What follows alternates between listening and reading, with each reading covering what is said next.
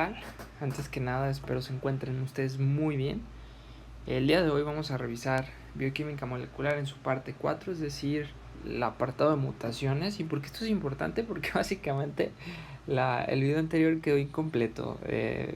Con motivo de no dejarlo muy largo, lo dejé incompleto por alrededor de una semana, puesto que estaba en otros asuntos. Sin embargo, pues ya estamos aquí y ya vamos a ver el tema. Mutaciones. Mutaciones, básicamente nosotros las podemos dividir en dos grandes grupos.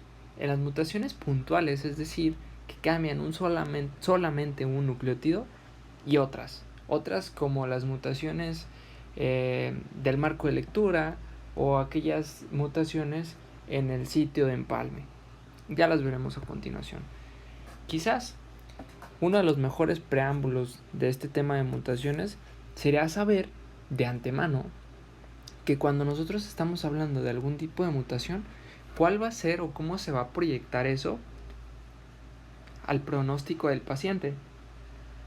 Y eso es con lo siguiente, sabiendo que, por ejemplo, las mutaciones silentes no son tan graves, puesto que al final de cuentas, si bien hay un error en la lectura o hay un error en el código, al final de cuentas nos genera la misma proteína. Entonces el resultado final fue el esperado y no ocasionó una mayor consecuencia, vaya. De ahí tenemos que las que le siguen digamos que en severidad o mal pronóstico para el paciente son las mutaciones de cambio del sentido y las mutaciones sin sentido. ¿Por qué las de cambio del sentido son menos graves que las sin sentido? Puesto que muchas veces las de cambio del sentido suelen tener una característica, suelen subdividirse, y una de las subdivisiones pueden ser mutaciones conservativas. ¿Y a qué se refieren estas mutaciones conservativas? Básicamente es que la proteína final que se está produciendo no es tan diferente o es químicamente parecida a la que se suponía se iba a producir, pero que no se produjo por motivo de la mutación. De ese es el motivo en que tenemos al cambio del sentido menos grave que la de sin sentido, puesto que en la de sin sentido de plano veremos en un momento que lleva al codón de paro y ya no se produjo más esa proteína y se cortó, ¿de acuerdo? Y de ahí algunas catastróficas como las del cambio del marco de lectura. Estas probablemente sean las que nosotros pudiéramos clasificar o de antemano saber que van a tener los peores pronósticos. Pero entonces bien, veamos una por una. Mutación silente se define como la sustitución de un nucleótido que produce un codón que expresa el mismo aminoácido. Ok, si expresa el mismo aminoácido, pues entonces, ¿cuál es el nucleótido que seguramente cambió? Anteriormente, en otros videos, veíamos como ejemplo a la alanina, en donde para yo poder tener este aminoácido de alanina, yo la podía expresar a partir de 4 codones: GCC, GCU, GCA y GCG. De forma que en las mutaciones silentes principalmente el nucleótido que cambia es el de la tercera posición, es decir, el de la posición bamboleante. De forma que si yo para producir alanina en mi código tenía GCC, o yo debería haber tenido GCC, pero por algún motivo cambió, en este caso ocurrió una mutación silente a GCU, al final de cuentas ambos me van a llevar al mismo aminoácido, que es alanina. ¿Cuál es la consecuencia final? Ninguna. Tengo mi mismo aminoácido, voy a producir la misma proteína que originalmente yo estaba deseando. Entonces las mutaciones silentes pues no ocasionan básicamente mayor problema. Ahora, veamos la mutación con cambio de sentido, que se define como la sustitución de nucleótido que cambia el aminoácido. Yo anteriormente ya les decía que en este había una subdivisión en donde había un subtipo de naturaleza conservativa. ¿Qué quiere decir esto?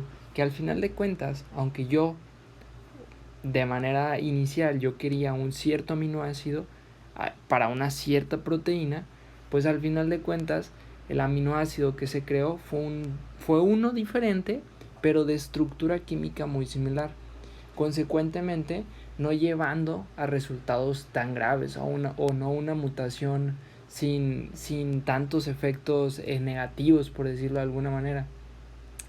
Pero como ejemplos tenemos quizás el cambio que ocurre de ácido glutámico a valina, es decir, el ejemplo de enfermedad de células falciformes, en donde ocurre un cambio de ácido glutámico a valina por una mutación con cambio del sentido.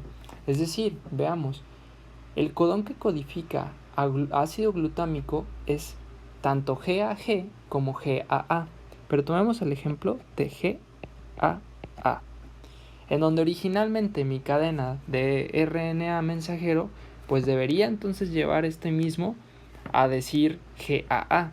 Sin embargo, por la mutación con cambio de sentido, lo que realmente ocurrió fue llevarlo a valina, y es decir, a GUA, por decirles algunos, ya que valina también tiene otros codones que codifican para esa misma. De forma que esta A cambió por una U, ocasionando que el aminoácido que se va a expresar sea valina y no el ácido glutámico que originalmente se tenía planeado, consecuentemente llevándonos a enfermedad de células falciformes. Mutación sin sentido. ¿Esta a qué se refiere? La sustitución del nucleótido resulta en un codón de paro. Para eso nosotros entonces tenemos que saber cuáles son los codones de paro. De ahí ustedes se pueden hacer préstamo de su creatividad y de realizar algún apoyo mnemotécnico para recordarle estos codones de paro. En mi caso, yo recuerdo un ángel, por ejemplo, un ángel gordo, UAG, y un gordo ángel. Esa es la manera en la que yo recuerdo los tres codones de paro, y lo que ocurre aquí básicamente es que esta sustitución del nucleótido, que originalmente no ocasionaba un codón de paro, pues lo ocasiona. Supongamos entonces que yo tenía este codón TAG, que independiente de lo que fuera a producir, iba a producir un aminoácido, y de pronto yo cambio esta T por una U. ¿Cuál va a ser el efecto? UAG. De forma que este UAG es un codón de paro, llevando consecuentemente a una transcripción incompleta, una proteína incompleta, es decir, entonces una proteína no funcional. Y la manera quizás de recordar esto, de por qué la mutación sin sentido, de que la mutación sin sentido nos lleva a un codón de paro, es la ayuda mnemotécnica que viene en el libro de First Aid, que es Stop the Nonsense. Una frase bastante común en el idioma inglés para decir que se dejen de tonterías, ¿no? Básicamente, entonces si tú recuerdas esta frase, pues sabes que nonsense se refiere a la mutación sin sentido, y el stop, que se refiere a que este tipo de mutación sin sentido, básicamente la consecuencia final es llevar a un codón de paro a una proteína incompleta, y es decir, una proteína no funcional. Otras mutaciones. Entre las otras mutaciones que tenemos son la mutación de cambio del marco de lectura, que se define como la de lesión o inserción de nucleótidos no divisibles entre 3. Esto va a ser lo que nos va a ocasionar la mayor parte de los problemas, porque el hecho de que tú agregues o quites nucleótidos no divisibles entre 3 va a cambiar absolutamente todo lo posterior. No es lo mismo que tú quites todo un codón completo y se desplace el marco de lectura obteniendo los siguientes aminoácidos correctos, a que tú solamente quites uno o dos o agregues uno o dos, de manera que el marco se desplaza y comienzas a formar codones que originalmente no tenías ahí.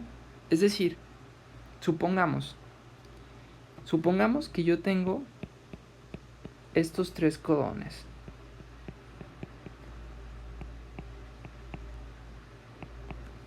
Ok, entonces, empecemos con el ejemplo en donde yo por algún motivo, por una mutación del cambio del marco de lectura, yo retiro este nucleótido, de forma que cuando la lectura se vaya a hacer, todo este marco se desplazó hacia la izquierda, de forma que yo voy a obtener al final de cuentas codones que originalmente no tenían. Déjenme explicarles a qué me refiero.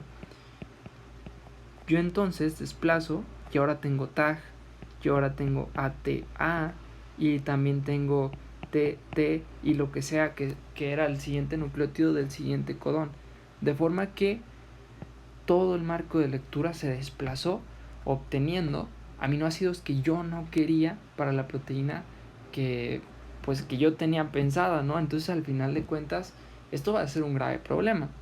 Imaginémonos el caso en donde en vez de yo quitar, yo agrego no 1 sino 2 aminoácidos, por ponerles un ejemplo. Nuevamente tenemos, digamos que estos 3 codones, y por algún motivo, por una mutación de cambio del marco de lectura, yo agrego aquí 2 aminoácidos. ¿Qué es lo que va a pasar? Pues a lo mejor entonces mi primer codón está normal, pero yo agregué no sé, AT, de manera que entonces este marco se desplaza hacia la derecha, y para completar este codón voy a tomar la G del primero que originalmente tenía. ¿Cómo se va a seguir desplazando? Ahora yo tengo ATA en el siguiente codón y TT y lo que sea que fuera el siguiente nucleótido del siguiente codón como desplazamiento de marco de lectura. ¿De acuerdo? Aquí quizás los ejemplos que nosotros pudiéramos tener pues son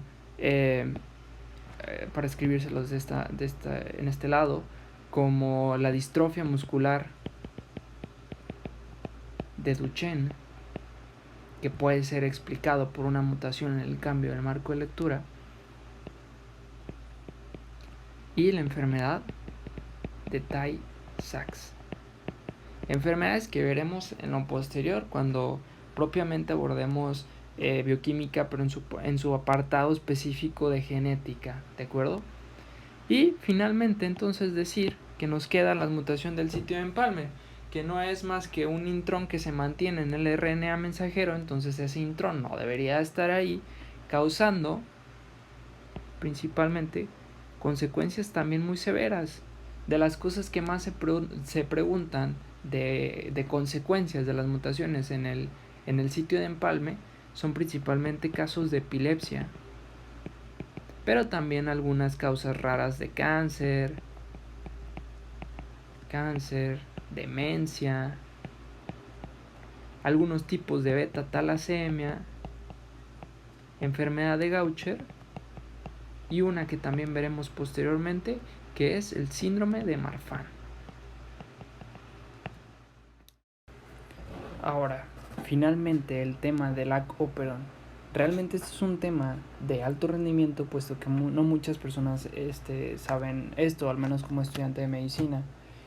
Lo que representa el lac-operon es básicamente el mismo proceso de mutaciones que pueden ocurrir en las células eucariotas, pero lo que sucede en células procariotas. De ahí que este es un modelo en Escherichia coli. Básicamente son estas mutaciones, pero son mutaciones, por decirlo de una manera, a conciencia, a favor de la supervivencia de esta bacteria. Veamos un poco, entendamos un poco más acerca de este mecanismo.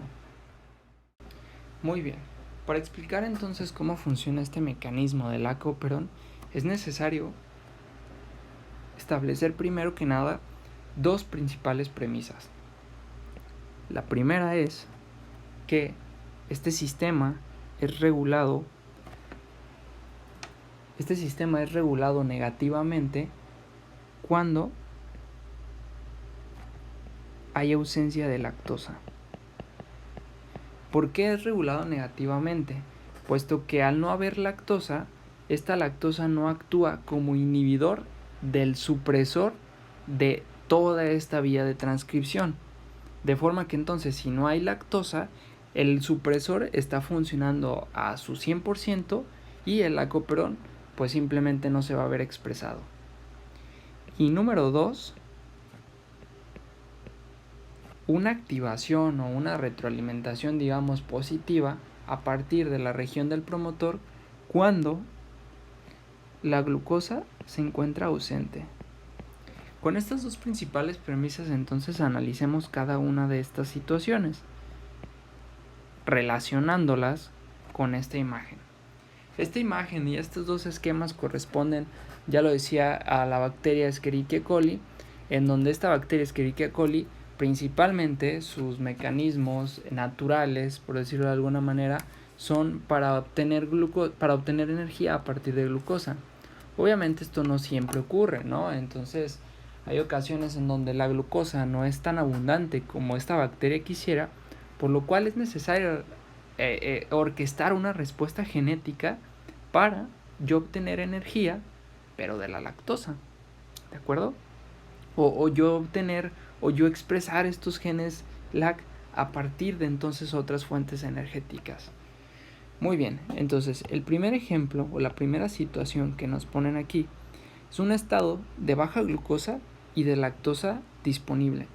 Ya sabemos entonces que al haber baja glucosa se va a promover este estado de lacoperón, se van a expresar los genes LAC fuertemente. ¿Cómo es que ocurre esto? Al no haber entonces al no haber glucosa, la adenilato ciclasa no es inhibida. Y si no es inhibida, se convierte el ATP en AMP cíclico, que al final de cuentas va a promover esta proteína activadora del catabolismo, de forma que esta CAP se va a unir en su sitio CAP, que va a hacer funcionar el promotor. Y al este promotor ser normalmente inhibido por esta otra proteína, digamos que ahí pues no fuera a funcionar. Pero el estado en su segunda parte nos menciona que hay lactosa disponible. Y la lactosa va a funcionar aquí como un inactivador del represor, que es lo que se observa básicamente en esta imagen de acá, en la porción inferior, en donde la lactosa funciona como inhibidor de este supresor, de manera que la RNA polimerasa entonces sí pueda comenzar a expresarse y sí pueda comenzar a realizar esta traducción de estas porciones del lacoperón. Ahora veamos el estado de alta glucosa y de lactosa no disponible. Si la lactosa no está disponible, pues digamos que por un lado este sistema no tiene por qué activarse, pero además a altos niveles de glucosa, la glucosa inhibe la adenilato ciclasa, por lo cual también este es el otro mecanismo por el que el lacoperón no está expresado, o los genes LAC no van a estar expresados. Esa es una situación simple. Por otro lado, tenemos un estado de baja glucosa y de lactosa tampoco no disponible. Si no va a estar disponible, quiere decir que está funcionando el represor, esta proteína represora, a su 100%. De hecho, entonces cuando no está disponible la lactosa es que vemos la proteína represora expresada. Entonces aquí y aquí.